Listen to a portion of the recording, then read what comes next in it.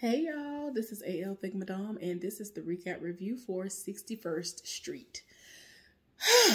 So, this episode, the way it started out was us finding out, did the son die? Is Joshua dead? What's going on here? So, the mama wouldn't say nothing at first. The police wouldn't say nothing, trying to figure out, like, of course his mind is going to the darkest place that it could go at this point, because ain't nobody saying nothing, and all you see is the whole block lit up because the police outside, and you got police officers in your house. So he went in the bedroom. He was like, oh, thank God, because his son was sitting there just up under the covers. So his son was like, well, I lost my phone, and I got lost, and the police officers were nice enough to bring me home. And I was like, boy, you just don't know. So yeah, then, meanwhile, in the jail, Moses and all of them, it's supposed to be lights out.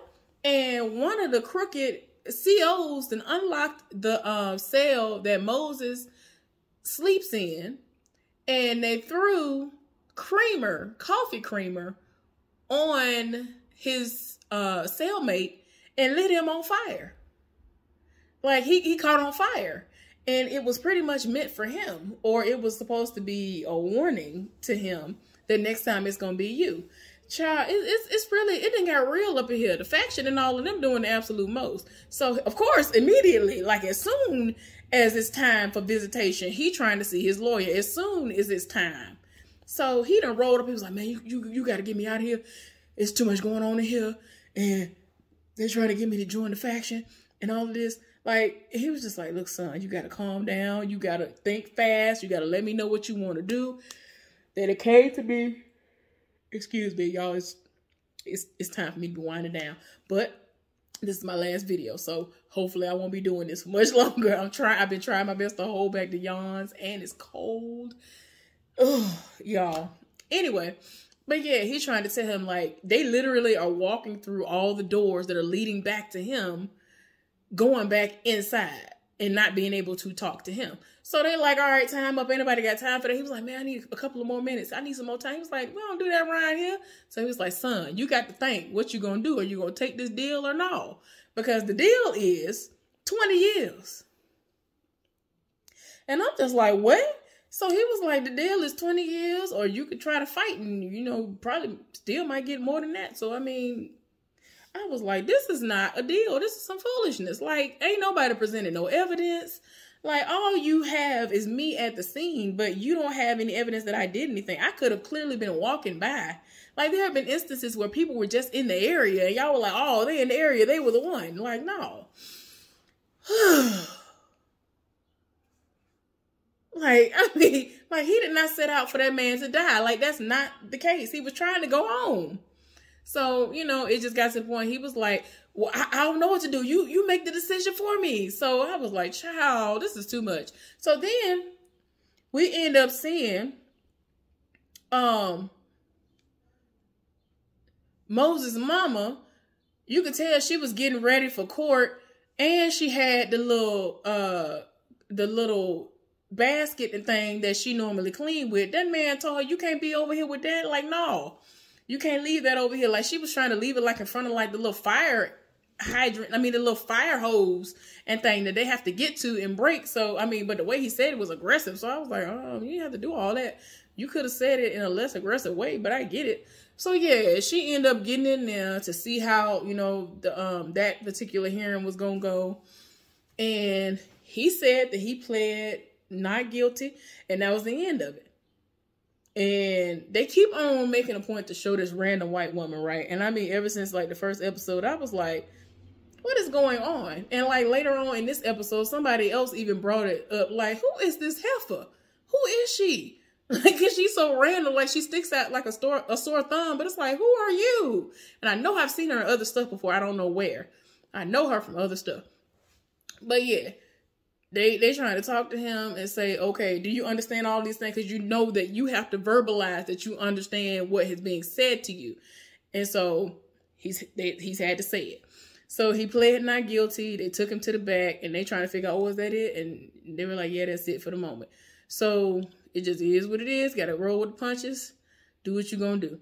So then we end up seeing Martha and Franklin, and they're talking to the doctor, and they told him, you know, basically sat down and explained the current situation because they did scans. They said that it spread to his bones, and that's why he ends up having the issues that he has, to the point where he is in such excruciating pain. It spread to his spine and his coccyx and his tailbone. And I was just like, oh no. I don't even know how you getting up out the bed. At this point, the pins, here I come, catheter, here I come. Like, I don't know how you getting up in time to not pee on yourself and all of that. Even though a tinkle, like slight tinkle is coming out, I don't even know how you doing that, because with all the pain that he has to be exhibiting, all that pain that he is exhibiting, from what he just said that's going on with them scans, he said that explains why he's in that pain. And I'm just like, child, the arthritis from when I'm not eating the way I'm supposed to eat and drinking the way I'm supposed to drink, the alkaline way, I be in pain where I don't be wanting to move. Like right now, my left knee feel like somebody took a Louisville Slugger to it, but that's only because I have been eating like trash. Now, after about a week and a half of me detoxing and eating the way and drinking the way I'm supposed to drink, all of that go away. All the pain go away. I'm just saying. But anyway, yeah, after this moment where the doctor was telling them that it's a very aggressive cancer, they basically said, well, how much, time does he have? And they said, give or take 18 months, if that. Child, they went outside of that room and both cried down. I was like, Lord, don't nobody have time. And like, she's trying to get him to understand, like, I'm not, like I told y'all before, she said, I'm not telling him. I'm not telling our son. I'm not telling David that you're dying. And you need to sit up there and tell him yourself. And you need to make the decision to spend time with him, because time is limited. But you want to sit up here and chase after this case instead of spending time with your family. So then, is he listening? No, not really, because he sees the only eyewitness, like the only person who saw the entire encounter go down, dealing drugs to somebody. And he was like, well, like when he gets sidetracked, it's bad. And he has a really bad problem with that. This whole season, he's had a really bad problem with that. So he pulled over, like he in the middle of the street, then pulled over like, oh, I see what is happening here. Let me get out this car. Let me block all the traffic. And everybody like, if you don't get out the way. So he was like, what are you doing? You got to be clean. Like, you are my eyewitness. You got to be clean for this. Like, this ain't making sense. And so like other gang members looking at him like, all right, now you need to go on these other corner boys and set it off. He was like, look, I don't care who your boss is. Here's my card. Let them get in touch with me. Like, I need him to be clean for this case. Because as of right now, he's looking like he is not credible at all. How you going to say that you the lead witness and the only eyewitness when you out here slinging drugs? What is we doing? So I was like, Lord, somebody please do something. So anyway, he done gave them people his car, finally got back in his car because everybody tired in their spirit. So then we end up seeing the sergeant or whatever he is and that partner roll up to this black-owned business where they frying chicken and all this other stuff. And they walk to the back, and this guy named Squeeze, this big old dude. And I'm like, okay, Big Squeeze, like, what is we doing? So they walk to the back, and then they get this brown bag with some money in it. I don't know if it's a situation where they, take money for protection and whatever. I don't know what it's about. I think it's a part of the gang affiliation situations and things. I don't remember. Like, or I really don't know like that. But yeah. He gonna tell him, well, you need to ask him. You need to find out one day what the meaning behind his nickname is. And so he ended up giving the money to his partner, who is the guy who is deceased partner. He was like, he's gonna be in charge of the pickups from now on. So, expect to see him. So he was like, are you sure you can handle that? And so he was like, yeah. He was just like, if you have any problems, you go to him. So yeah, I feel like it's a situation where it's like, you'll stay out of my business, and what I got going on over here, I might be running something through this business, even though it's a legal business. I might be running, I don't know what they got going on. But anyway, they leaving out the restaurant. And so a group of people was like, oh, so y'all get to skip the line because y'all pigs and all this. And then, like, they really was taunting them. And I said, no. Like, this was kind of, I hate to say it, this was kind of like the only time during this whole series where that police officer was kind of, it was kind of warranted. Like, I understood why he set it off the way he did. Like, it's like, okay, he got a couple of hits in. I'm not really mad, because he was setting it off, talking about, so yeah, you see what happened to that other pig on 61st Street and whatever, like he really was taunting him. So he rolled up on him and punched that dude something terrible. And then the sergeant, of course, felt like, let me fall in line and make it show and seem like I'm on his side as well, and show these folks a lesson. And he had to punch some folks out too, and was like, look, y'all gonna show some respect around here. Like, you need to calm down. It ain't that deep. And I was like, no. Like, he was punching this man something terrible. Like, he got on top of him and was like, you say it again. You say it again. I said, oh my gosh, no. Then we end up seeing Moses being walked through the prison. Now, he's not understanding what's going on. He done got transferred to a whole nother cell. And so I'm talking about they had to walk across the yard. And so he trying to figure out where he going, what's going on. I don't understand. Then when he finally get to where he going, he tired in his spirit because it's his daddy. Speak. So everybody welcoming him, and he trying to understand why everybody acting like that. As soon as they open the door, it's his daddy. And he looking like, nah, bro, I ain't here for this. So yeah, Franklin is at the house, and he's like talking to his daddy. And Franklin's at the house, and he's talking to his son David. And he was like, yeah, I got to talk to you about something. It starts with the letter C. And, you know, because his son was like, what does it start with? He told him. And he was like, actually, I got one for you. One that starts with the letter P. Y'all, I got my entire life, because he started talking about like moons and stuff. Penumbra, I think he said. And I was like, hey, don't do this. And like, it's like there are so many different phenomenons that happen, and you'll only see them in certain times. The Earth's shadow is like cast on the moon some kind of way, and it was going to happen the following day. And so he wanted to see it with him. So he was like, oh, okay, yeah, we could do that, child. But yeah, the son was like, a lot of people miss that stuff, but he doesn't. And so he was like, I was just hoping that you would see it with me. He was like, of course, you know, I want to see it with you, whatever. And so then he was like, you know, do you need to think about it? And he was like, yeah, I need to think about it. So then he was like, okay, so what was the one that you was talking about that started with the letter C? What was the C word? And so he was like, do you need to think about that too? And he was like, yeah. And I was like, okay. Now, I didn't know if I was hearing him correctly, but there are moments that he wasn't saying his name, which is David. He was saying baby and my baby, referring to his son, who was like about to be 18 years old. So I was like, oh, okay. Okay, because like I told y'all, he's like special needs. So I don't know if it's Asperger's. I don't know if it's a combination of Asperger's and autism. Like, I don't know what it is, but he is like, I think, considered special needs.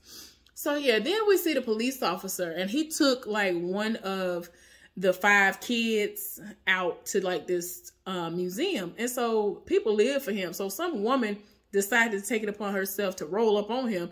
And he was like, yeah, my partner died. I have all these bruises on my hand. Like, he said all kinds of very not flattering things. And it was just in an effort to like get her to leave him alone. And so she was like, yeah, let me go over here. Because I was like, dang, sir, all you had to say was that you wasn't interested in some kind of way if you knew what was going on. So he ended up seeing one of the leaders of that other gang that we saw before. And so he was like, well, apparently your folks are, he basically was like, if your folks take their boots off our necks, we'll give y'all like a better percentage or whatever, up 5 points or something like that. And so he was like, tell your boss, who was the guy who he saw handing off something to the faction member.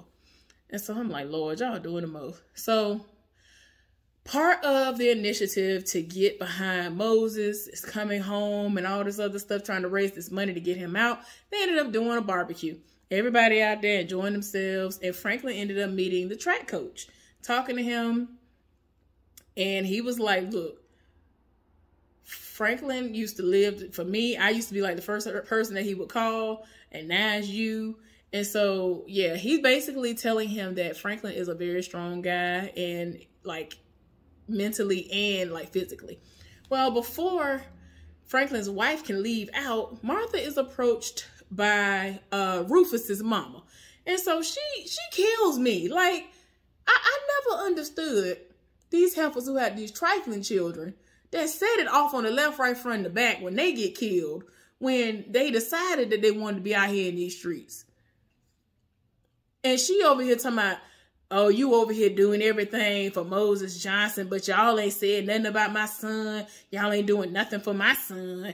And your son over here taking all this dirty money in order to pay for all this stuff. Because you talking about your husband doing this pro bono, but his legal fees and all this stuff is being paid for with dirty money.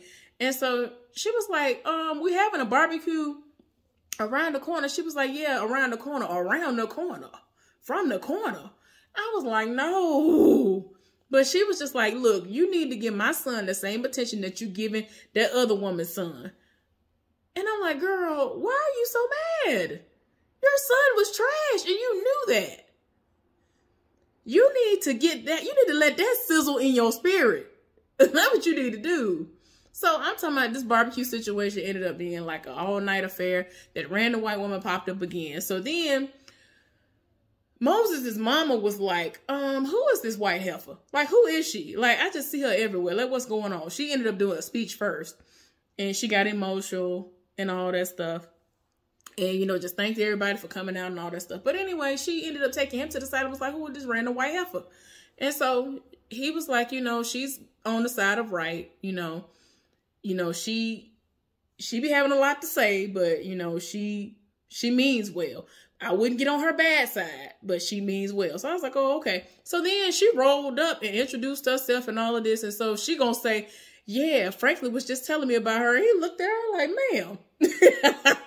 So while this speech was going on, y'all, he decided to say, he basically started a chant to myself, Moses Johnson or whatever. And his wife was standing there after she heard this woman say that dirty money was being used in order to fund the defense for Moses Johnson. Listen to the speech. And because she is not here for the corruption, she is not here for the foolishness going on with these folks dealing with the justice system, she walked off. And so, like, he looked in the crowd and saw his wife walking off. And, like, you can tell that she was just like, I'm done. And it's like he is so laser focused on him that it's like, nothing else matters, whatever. So then we end up seeing the partner over at the birthday party. I think it was a birthday party or something of one of the children, one of those 5 kids. And so some of the other police people came over there. And so the kids were playing cops and robbers and all this other stuff. And one of them was like, oh, well, I want to play this one. And then one of them was like, all right, well, I'm going to wear a wire. So the sergeant looked over there like, what is going on here? Where would this child know about a wire? Like, where would they learn that terminology from? The mama got up immediately and snatched the stuff out the child's hand and was like, no, we're not going to do that. And I'm talking about it was a whole lot of grown people outside of the police officers that were present. I was like, oh no, this child went off. So he done pulled that man to the side and was like, where would they find out about this from? So then he was like, look, when I was administering CPR and all this stuff, trying to save his life, I opened his shirt up and he had a wire on. And so he was like, why am I just not finding this out? And so he was like, look, I ain't know how to take it. I ain't know what was going on with it. He over here talking about something, oh, well, I got rid of it. He was like, you just gonna blow smoke up my behind. You just gonna keep feeding me BS. Like, that's what we not finna do. So, you know, he pretty much ain't say nothing else after that. But he was like, yeah, you lying. Because I know you still got the stuff. I know you still got the wire. So like I said before, it became nighttime. And these people were still sending it off and they was outside. And like I said, she was talking to Franklin about that woman, wanted to know who she was. And so she had a one-on-one with Franklin and was like, you know what I do. And they both essentially are lawyers. And so she, you know, is here for the betterment of Black people too, because she understands that we be getting the raw deal 99% of the time. And it's like, y'all be trying it. So anyway, tell me why Moses' mama was minding her business and this man rolled up. And so he was talking to her like it was very basic conversation, but you could tell he was kind of here for her, because I was like, he seemed like he a little bit here for her. Okay, let me see what's going on here. So this other random heifer rolled up, was like, are you married? He was like, no, I'm not married. You got a girlfriend? He was like, no. And I mean, she really was saying that off. I was like, ma'am, because I was like, okay, are you doing this for you, or are you doing this for Moses' mama? She was doing this for herself. And I was like, ma'am, you're a little bit too old for him. Like, you doing the most, and you a little bit too. I understand that some of these Thundercats be out here thinking that they can get them some and all of that. And some of y'all can't keep up. It just is what it is. A lot of these Thundercats can't keep up. I'm just saying. But I don't know. I just envision her not being able to do nothing. But anyway, I don't know what's wrong with me. So anyway, she then rolled up on Franklin and asked him the same questions, and they walked off. And so he was like, yeah, I actually am married. And so she was like, okay, you got a girlfriend? I was like, no, ma'am. And he was like, what kind of man do you take me for? What kind of man do I look like? She was like, well, what kind of woman are you looking for? Something she said. I was like, no, ma'am, you doing too much in your life. But anyway, they were able to have a moment to themselves. That man introduced himself to her and was like, hey, you know, I'm a plumber by day. Because when everybody was present, they asked what he did because he knew Franklin. So he was like, oh, I already know who you are. Said the man named Speed, looking at him like, okay, but who are you though? What you do? And so he was like, I'm a plumber by day and I'm an activist by night and all this other stuff. And then when they got alone, he was like, look, I know about your son. I know what you got going on. You know, I know you work hard. I want to be able to help you if I can. So I'm gonna give you my number. And like, you know, it was more than just a, you know, a shoulder to lean on because of this time she going through with Moses type of, let me give you my number. So I was like, oh, this is what we doing. So anyway, old boy done rolled up to the widow's house again. And I'm just like, please go somewhere and sit down. He was like, I can't hold on to this no more. So I want you to have this recording. And so she took it because it's his voice. Like, she didn't have anything with his voice on it anymore. And essentially that was just it, just leaving his hands. And I'm like, whatever. Anyway, we end up seeing Franklin out and about, still talking with that woman. And they trying to, you know, devise a plan, figure out what they're going to do. And they end up seeing something that's in the sky. I don't remember what it's called. But they made a point to talk in front of it on purpose because it's not a camera. It's something that listens in on what's going on. And they said that they were going to fight. They basically said that, you know, this was not the way it was supposed to go and all this. Like, they said what needed to be said about this case because y'all want to sit up here and say he did this just to say y'all have a body. Y'all have a body. Y'all have someone to blame. And so he was like, we're taking this case and we're taking it as far as we can take it. It is what it is. We're going to fight. So then we see Moses in the jailhouse and it's time to eat. It's chow time.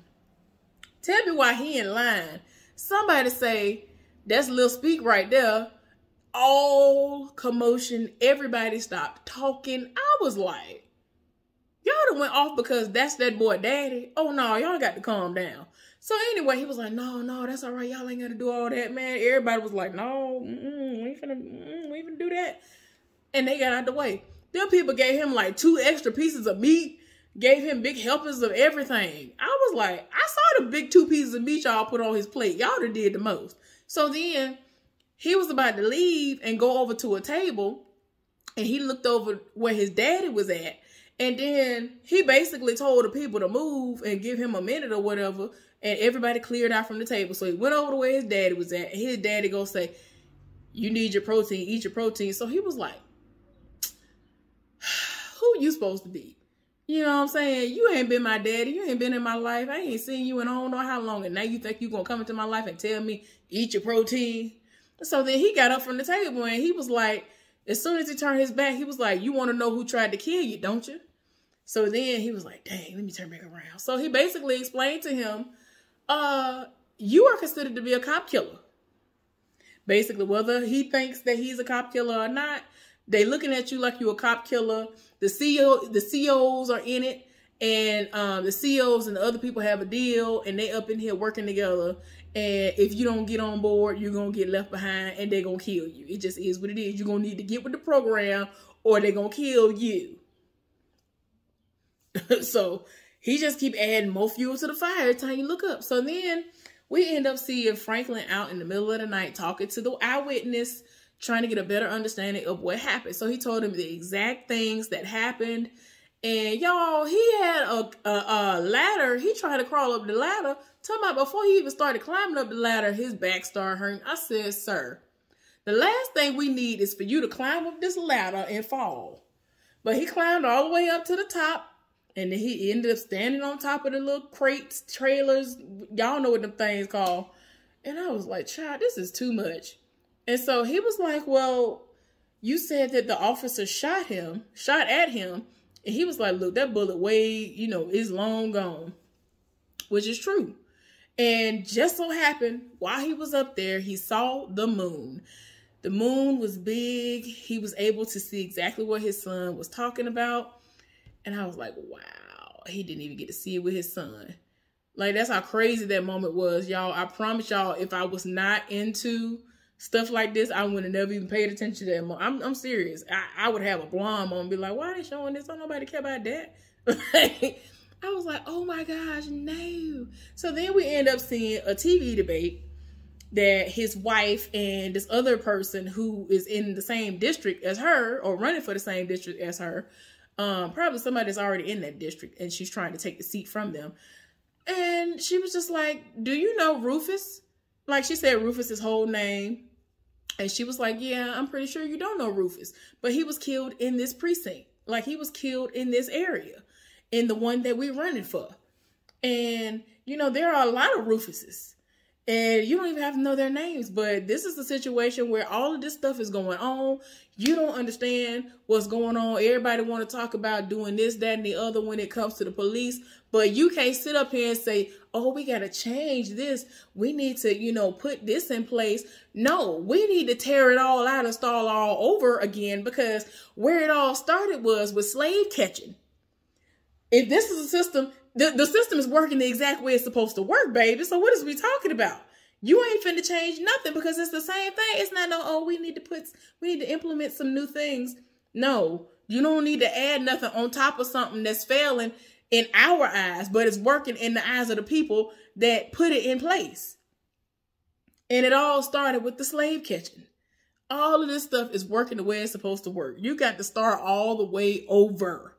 Child, when I tell y'all, I was like, you better do this. You better do this.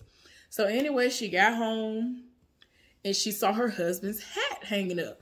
And so like, she like kind of brushed the hat and then like she walked up the stairs or walked wherever. I forgot they have stairs now. She walked up and she saw and overheard her son and her husband talking. Come to find out, at least for her, he didn't even watch the moon with him. And he still hadn't gotten around to telling the son that he finna die. Because the son was like, well, the next time, he was like, well, maybe we'll get to watch it next time. I wanted to watch it with you. I wanted to see it with you. And so he was like, well, son, when is the next one? And I'm like, I know it's going to be forever from now. Like, he ain't going to have no time. And that boy said 5 years from now. I was like, don't nobody have time. So when he walked out, he saw his wife. And then he came out the room. Y'all don't understand. Courtney B. Vance be killing me when he started weeping. This man was like, I was like, somebody stop. And it's not like I was laughing at it. Like, he really was like trying to be quiet so that the son wouldn't hear him cry.